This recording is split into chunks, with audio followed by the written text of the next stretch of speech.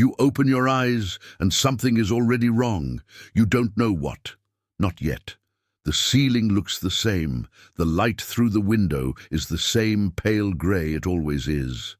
But your body knows before your mind does. Your stomach twists. Not hunger. Not exactly. Something colder, something older. A feeling buried deep in your bones like an alarm that has no sound. You swallow. Your mouth is dry. The house is quiet in a way that feels different today. Not peaceful, still. Like the world took a breath and forgot to let it out. You lie there for a moment longer than you should. Your hand rests on your chest. You can feel your own heartbeat. It's a little fast. For no reason you can name yet. You sit up. The floor is cold under your feet. You stand, and you walk toward the kitchen, and with every step that feeling gets heavier. Like the air is thicker now, like gravity has changed overnight and no one told you. You reach the kitchen, you stop, you look, and everything you thought you knew about today, about this week, about what comes next, changes in a single second. 3 days ago, your mornings were still yours. You remember the weight of a full mug between your palms, the way steam rose slow and lazy into the air, disappearing into nothing. You didn't watch it then. You never watch the things that disappear until they're gone. The radio was on. A voice talked about something. Weather, traffic, prices going up somewhere far away. You weren't really listening. You were eating toast with butter, eggs, something simple and warm and entirely unremarkable, the kind of meal you take for granted because it has always been there, because it will always be there, because why would it ever not be there? Your neighbor walked past the window with her dog. You waved and she waved back. The sun was out. There were birds. The world outside your window looked exactly like a world that had never had a bad day in its life. But somewhere in the back of your mind, way in the back, behind everything else, there was a small noise, like a creak in a floor you've never stepped on, like a door that doesn't quite close all the way. The news said something about supply issues. You changed the station. You should have listened. The first sign was the grocery store. You went on a Tuesday, same as always, and walked in to find the bread aisle half empty. Not completely, half. You stood there staring at it longer than made sense. You picked up a loaf, put it in your cart, and told yourself it was nothing. A delivery delay, a busy weekend, nothing. You told yourself that a lot over the next 48 hours. By Wednesday, the lines were longer. People weren't panicking yet, but they were moving faster. Eyes scanning shelves, carts fuller than usual. You saw a woman holding 4 cans of beans against her chest like they were something precious. You almost laughed. Almost. The news started using words like disruption and shortage and temporary. You've learned something about the word temporary. It almost never means what people think it means. It means we don't know how long. It means we're hoping you stay calm. By Thursday morning, the store was locked. A sign on the door. A small crowd standing outside in the cold, reading it, not moving. No one spoke. The sound of that silence, 30 people breathing and saying nothing, is the sound you will never fully forget. You drove home. You checked your kitchen. You counted what you had. And the number was smaller than you wanted it to be, smaller than it should have been for someone who always thought they were prepared. By the end of the first day, hunger is still manageable. Annoying, a low-grade complaint from your stomach. You drink water, you tell yourself it helps. It helps a little. You keep busy. You move things around. You make small plans. You look out the window at the street and watch to see if anyone else is moving. Some people are. Most people aren't. By nightfall, the hunger has changed. It's no longer polite. It sits in your gut like a fist. You lie on your bed and stare at the ceiling, and every few minutes your body sends you a reminder. Not a gentle one. You think about food in a way you never have before. Not cravings, not a specific food, just food. The concept of it, the warmth of it, the way it feels to be full. You can't remember the last time you were full and didn't notice. You fall asleep slowly. Your dreams are strange. Not nightmares exactly, but not comfortable either. You dream about supermarkets with no walls. You dream about tables covered in food that you can't quite reach. You wake up in the night and the hunger is still there waiting for you, patient and heavy. In the morning you are weaker than you expected to be, just one day, and you're already slower. Your hands feel slightly wrong. Not shaking, not yet, but not steady either. You stand up too fast and the room tilts. Your body is talking to you. Now. And it's not being quiet about it. You hear it before you see it, a sound like a wave, distant at first, then closer, then right outside your window. Voices, many voices, all at once, unorganized and sharp. You go to the window and pull back the curtain, and what you see on the street below is not a riot, not yet, but it is something right on the edge of one. People are moving in groups now, fast and purposeful. Some are carrying things, some are running. A car alarm is going off too, blocks away, and nobody is turning it off. A dog somewhere is barking at something and won't stop. The sounds layer on top of each other until it becomes a single, overwhelming noise that you feel in your chest as much as you hear it. You step back from the window. Your heart is beating very fast now. You think about the locks on your door. You think about what you have left. You think about your neighbors, the kind ones, the ones you wave to, and you wonder what they're doing right now. Whether they're scared too. Whether being scared together would feel any less terrifying. Something shatters outside. Glass. It's a specific sound. You know exactly what it means. You don't go back to the window. You sit on the floor of your kitchen with your back against the cabinets. You pull your knees to your chest. Your hands are shaking now, not from cold, not from weakness, from something more fundamental, from the realization that no one is coming to fix this. Not quickly, not the way you imagined someone always would. You thought civilization was permanent. You thought the systems would hold. You never thought about what happens when they don't. By day 3 you understand something that no textbook ever made real for you. Hunger is not just physical, it's psychological. It reaches into the part of you that is rational and calm and patient, and it dissolves those things slowly, like acid on metal. You don't go all at once. You go piece by piece. You find yourself angry for no reason, then sad, then terrifyingly empty, not emotionally empty, not metaphorically empty, actually empty, a hollowness behind your ribs that no thought or distraction can fill because your body knows the only thing that fills it, and that thing isn't here. You think about things you would never normally think about. You think about strangers and whether they have food and what you would do if you knew they did. You catch the thought. You push it away. But it comes back. And it's a little less shameful the second time, a little more practical.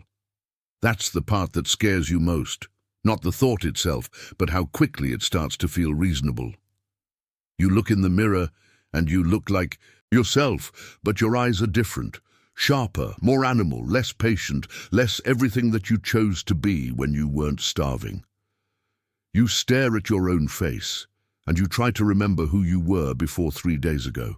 Before the hunger made all your careful self-construction feel like something ridiculous and expensive and optional. You are still you, but you are you with the comfortable parts stripped away. And you're not sure you like who's underneath. It comes from the direction you least expected. No, a knock on your door. Soft, hesitant. The kind of knock that's apologizing for itself before you even open the door. You stand there for a long moment, your hand on the handle, trying to decide if opening it is wise. You open it. It's an old man from the 3rd floor. You've spoken to him twice in 2 years. Once about a package, once in the elevator. You know his face but not his name. He's holding a small can. Green beans, the label says, and the label is slightly damp, like he's been holding it in sweaty hands for a while. He holds it out toward you without saying anything. You stare at it. You stare at him. Your throat tightens in a way that has nothing to do with thirst. "I have too," he says. His voice is old and quiet.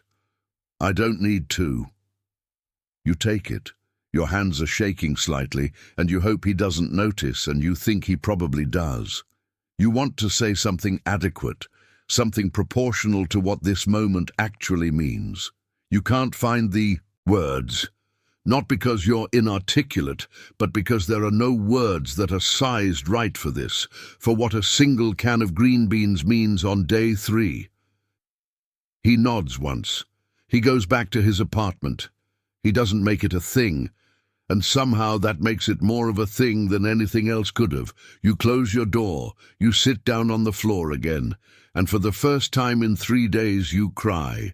Not from despair, from something more complicated and harder to name, from being reminded that humans, even starving, frightened, stripped-down humans, sometimes still reach toward each other.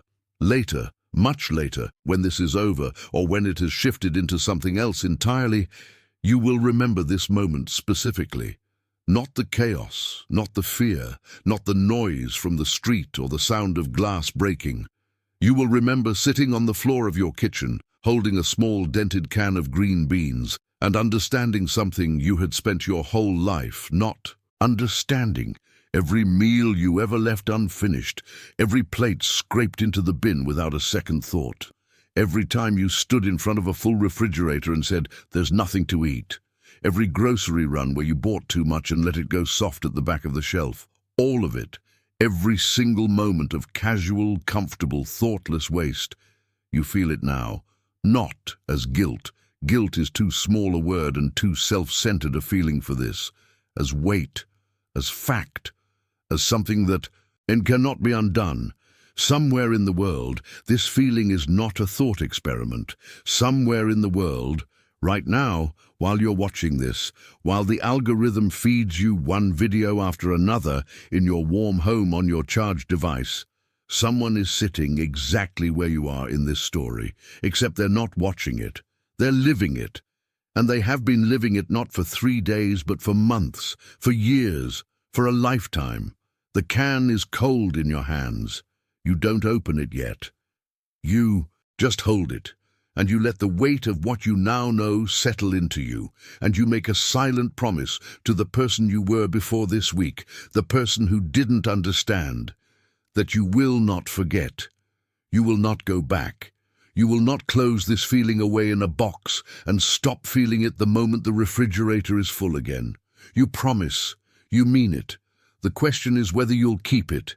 It does end. Things shift. Supply chains stutter back to life. Trucks appear, shelves refill. Slowly, unevenly, in strange combinations.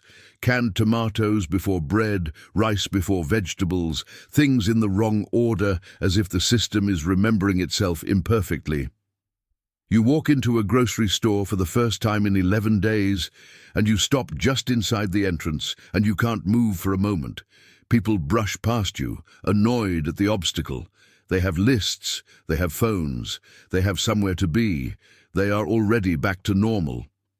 Or something performing normality, which is almost the same thing. They haven't forgotten what just happened, but they've filed it somewhere manageable, somewhere it won't interrupt dinner. You stand in front of the bread aisle, full, completely full, every variety, every size, some still warm from delivery. You pick up a loaf and hold it the way the old man held that can of green beans, the way you hold things that you almost lost. Your fingers press slightly into the packaging, soft, warm, ordinary, extraordinary. You think about the man from the 3rd floor. You knocked on his door the next morning with both cans. He'd given you one, you found another in the back of your cabinet, and sat on his floor and ate cold green beans out of the can with a fork, and talked for 2 hours. You learned his name. He lost his wife 4 years ago. He'd been very lonely before all this. Crisis does that sometimes. It removes the distance between people that comfort had been maintaining. You don't know if that's worth the price. You think, probably it isn't. But you take the connection anyway, because it's there and it's real, and you don't have the luxury of refusing gifts just because they came wrapped in something terrible. The hunger is gone, your body is full again. The world looks almost exactly the same as it did before. The same streets, the same people, the same supermarkets stacked with more food than any reasonable person needs, the same abundance, the same forgetting. But you are not the same. Something in you got rearranged during those days. Not broken, not exactly. Rearranged, like furniture moved 2 inches in a dark room. You know where everything is, but you move differently through the space. You touch the walls in places you never used to. You eat slower now, not every meal. You slip sometimes, you rush, you scroll while you chew. You clean your plate without noticing you've done it. But sometimes you stop in the middle of a completely ordinary dinner and you are aware of it. The warmth of it, the weight of it in your hands, the fact that it exists and that you have it and that millions of people on this planet are having a completely different evening. You don't know what to do with that. No one tells you what to do with that. It just lives in you now, quiet and persistent, like a note played so low you feel it more than hear it. You thought you knew what hunger was. You'd said the word 1,000 times. You'd used it casually, carelessly, the way you use words before. You understand them, before they become real in your body. Now you know, and knowing doesn't feel like power. It feels like responsibility, heavy and permanent and yours to carry for the rest of your well-fed, fortunate, entirely non-guaranteed life. The refrigerator hums. The light is on inside it. You stand in front of it for a moment longer than you need to. And you remember. And you close the door gently, like it's something worth being careful with. Because it is. Because everything is. Because nothing, not a single comfortable, ordinary, taken-for-granted thing, lasts forever. Nothing does. If you made it to the end, comment, "I would survive," below. But sit with that question for just a second longer, because the people in this story thought the same thing, and they were wrong. Share this with someone who needs to feel how fragile everything really is. And if you're watching this with a full stomach, go eat something right now, while you still can.